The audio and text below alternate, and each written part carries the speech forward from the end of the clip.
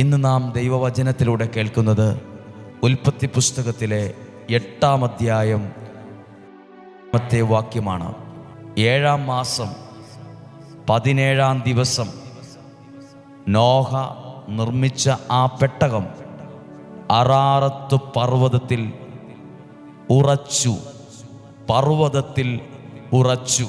ഏതോ ചെളിക്കുഴിയിലോ പടുകുഴിയിലോ ചെന്ന് പെട്ടു എന്നല്ല, അറാറത്ത് പർവ്വതത്തിൽ ഉറപ്പുള്ളൊരു സ്ഥലത്ത് ഉറച്ചു, അല്ലെങ്കിൽ ഉറപ്പിച്ചു.